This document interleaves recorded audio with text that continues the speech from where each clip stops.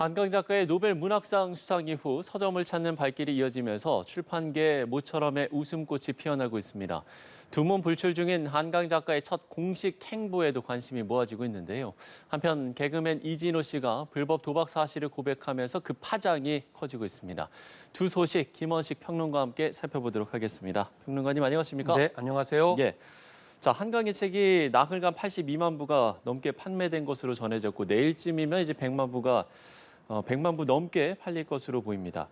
글쎄요, 이 한강 열풍이 그야말로 서점가를 강타했다 이렇게 보면 되겠습니까? 네, 강타가 태풍 수준이다 이렇게 볼 수가 있겠는데요. 네네. 그래서 이게 과연 디지털 시대에 일어나는 일인가 이런 생각이 드는데 아. 한편으로 생각을 해봤을 때 요즘에 이제 책을 안 읽는다, 우리 국민들이 책에 관심이 없다 이렇게 얘기하지만 결국 읽을 만한 책이면 국민들이 책을 다 사신다 이렇게 볼 수가 있겠고요. 예. 더더군다나 종이책을 이렇게 선호하는 거 디지털 시대에 특히 전자책에 많이 밀렸었는데 반가운 소식으로서 이렇게 웃음꽃을 피게 만들어서 결국 그러니까요. 문학의 힘 여전히 살아있다. 라는 점을 잘 보여줬고 광화문에 이렇게 지나오는데 세종대왕 동상 있는데 이 세종대왕이 좀 많이 웃으시는 것 같아요. 한글을 이렇게 창제하길 잘했다라고 생각하시는 것 같습니다. 사실 이제 그동안 책이 이제 팔리지 않는 탓에 더 이상 책을 찍지 않는 경우가 좀 많았습니다만 이번처럼 이게 책이 너무 많이 팔려서 품절된 건 참 오랜만에 보는 거기 때문에 더욱더 좀 반가운 마음이 드는 것 같습니다. 그런가 하면 온라인 중고 시장에서도 한강 작가의 책 꿈의 열기가 뜨겁습니다. 지금 2007년에 나온 에세이죠.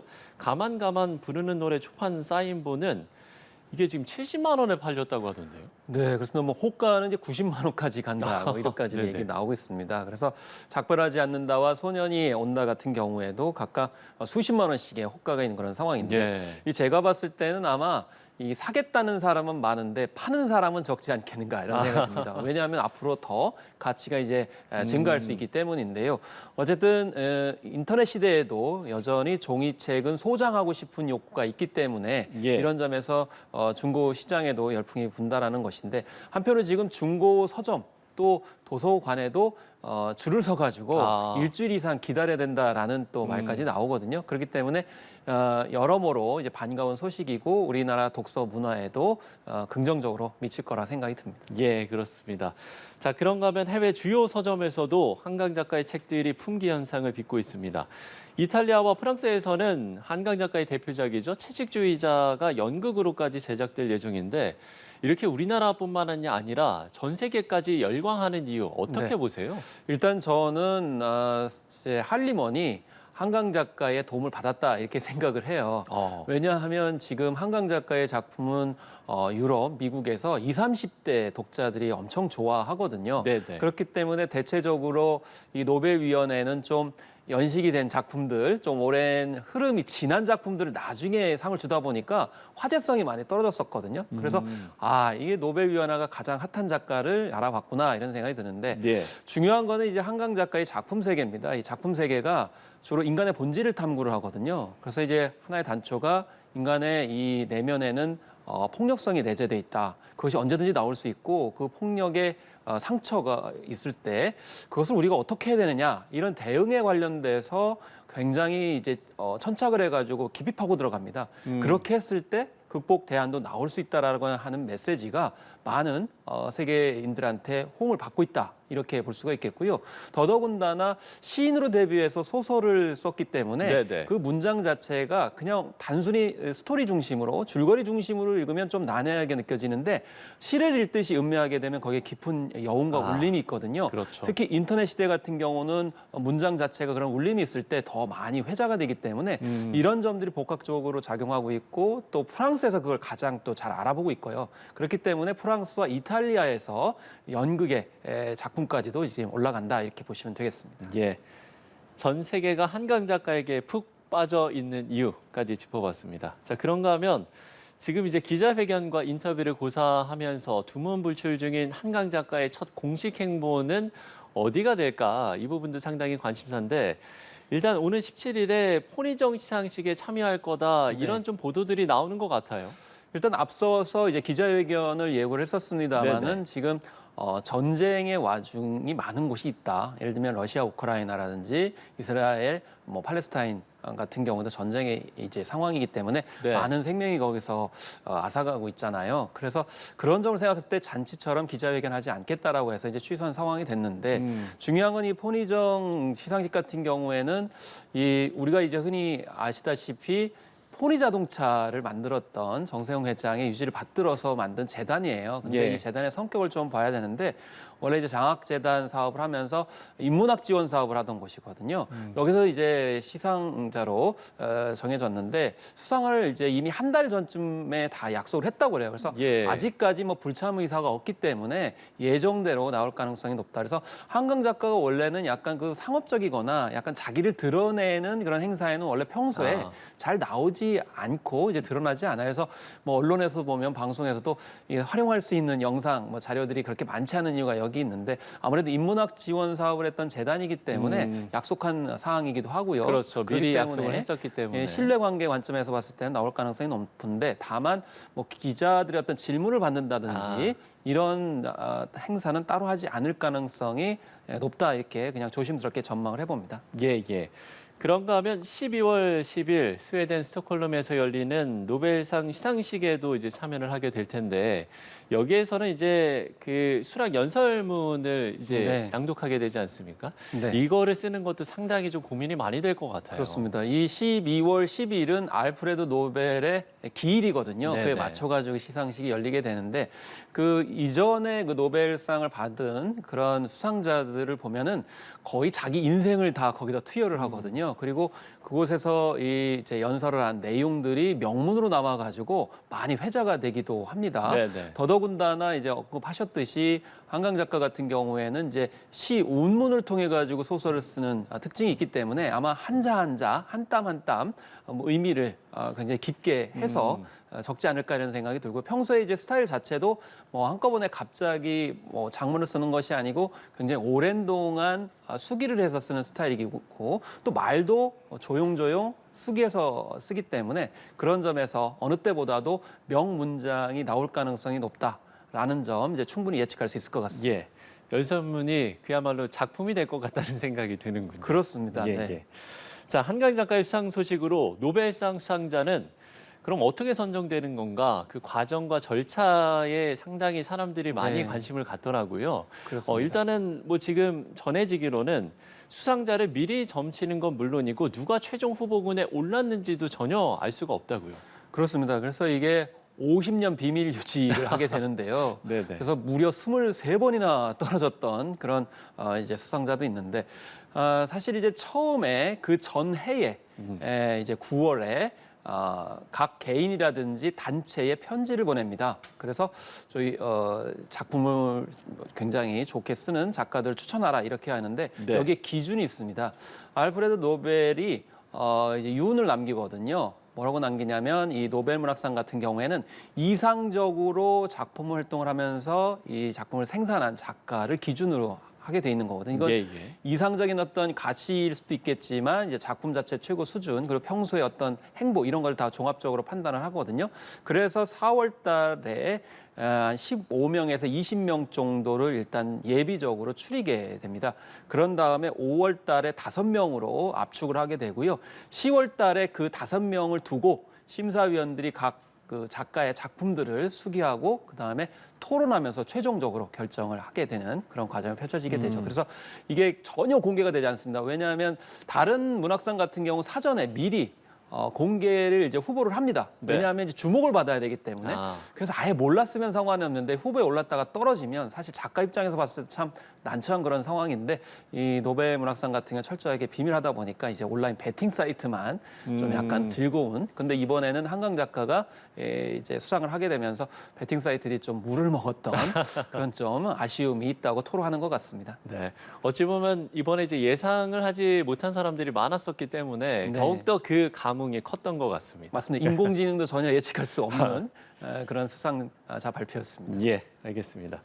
자, 그런가 하면 또 한 가지 흥미로운 게 수상 노벨상 수상자를 대중들보다 한 발 먼저 알 수 있는 인물이 있는데 이 인물이 스웨덴 할리먼의 심사위원도 아니고 패널도 아니고 초상화 작가라고 하더라고요. 그렇습니다. 그래서 이 노벨상 수상자 발표와 함께 그림, 그러니까 초상화가 공개가 되는데요. 네. 금박을 입힌 그림이 되겠습니다. 그래서 뭐 한강 작가와 닮은 것 같지 않다 이렇게 말씀하시는 부분도 있는데요. 저 그림입니다. 지금 바로 나오고 있죠. 니클라스 엘메헤드라고 하는 미술적 화가가 그리게 되는데요. 그래서 언제 통보를 받는 거냐, 언제 미리 아느냐라고 질문을 하니까 그것은 밝힐 수 없다 이렇게 얘기를 하는데 상당히 네. 나는 빠르게 한다 이렇게 얘기를 하는데 뭐 알렉세비치 같은 경우는 40분 만에 그렸다고 하는데 40분 만에 그렸다고 하니까 이 알렉세비치가 좀 약간 불쾌할 수 있을 것 같습니다. 너무 빨리 그려가지고. 근데 어쨌든 간에 이제 화가는 미리 뭐 이렇게 오래 전에 통보받는 것은 아니다라는 것을 강조하고 있는 그런 상황인데 한강 작가 때문에 저 화가가 이번에 많이 유명해지지 않았나 이런 생각이 들어서 한편으로 우리 생각에는 좀 그림값을 이제 올리게 됐다 이렇게 생각도 해보게 됩니다. 예. 자, 그런가 하면 이른바 한강 신드롬이 가요계로도 번졌습니다. 먼저 한강 작가 이야기를 저희가 직접 듣고 대담을 이어가도록 하겠습니다. 이 곡은 작별하지 않는다 초고를 다 쓰고서 택시를 탔는데 이 노래가 너무나 유명한 노래라서 나오고 있었어요. 아, 그래 많은 노래고 유명한 노래지 하고 듣는데 갑자기 마지막 부분에 가사가 전혀 다른 의미로 다가오면서 저도 모르게 눈물이 흘렀던 기억이 있어요. 그런 사연이 있는 노래라서 어떻게 내가 어떻게 너를 우리 이제 바다처럼 깊은 사랑이 다 마를 때까지 기다리는 게 이별일 텐데 이렇게 나오잖아요. 바다가 이렇게 다 마르는 게 불가능하잖아요. 그런 이미지가 떠오르면서 갑자기 막 사연 있는 사람처럼 택시에서 눈물이 흘러내렸던 기억이 있어요. 네, 한강 작가 이야기를 들어봤습니다. 지금 한강 작가가 이야기를 하면서 이제 음악도 같이 깔렸는데 네. 이게 이제 악뮤의 노래잖아요. 뭐 저도 그렇습니다. 개인적으로 상당히 좋아하는 노래인데 5년 전 발매됐던 이 노래가 지금 차트 역주행 중이라고요. 그렇습니다. 그래서 댓글들을 보면은 이제 한강 작가가 눈물을 흘렸다는데 네. 어떤 곡인지 궁금해서 왔다는 분도 있지만 워낙 유명한 곡이기 노래 때문에 좋아요. 예. 다시 한번 들으러 왔다 이렇게 하면서 역주행을 하고 있습니다. 그래서 이 창작의 과정에서 어떤 감정을 느꼈을지라는 점에서 궁금증을 유발하기도 하는데요. 사실 인터넷에서 화제가 되는 것은 한강 작가가 직접 작곡 그리고 노래한 곡들도 지금 화제가 되고 있습니다. 예. 햇빛이면 돼 같은 곡들이 눈길을 끌고 있는데 2007년에 갑자기 악상이 떠올라가지고 20곡 정도를 이제 작곡 작사를 했거든요. 그래서 직접 노래를 부르고 그래서 아까 이제 산문집 에세이 뒤에다가 10곡을 수록해가지고 판매를 하다 보니까 그게 지금 현재 뭐 70만 원까지 간다는 이유가 그 노래가 소장되어 있기 때문이거든요. 그래서 가요계에 또 이렇게 뭐 정식 데뷔는 하지 않았지만 그 노래들이 화제가 되고 있다는 거고 그다음에 한강 작품 따라서 예명을 지은 흰 가수 네, 같은 가수 경우에도 박혜원 씨, 흰, 화제가 되고 있고 또 책을 읽었다고 이렇게 리뷰를 올린 방탄소년단의 RM이라든지 배우 서현진 씨 등이 화제가 되는 등 덩달아 수혜를 보고 있다고 볼 수 있겠습니다. 예.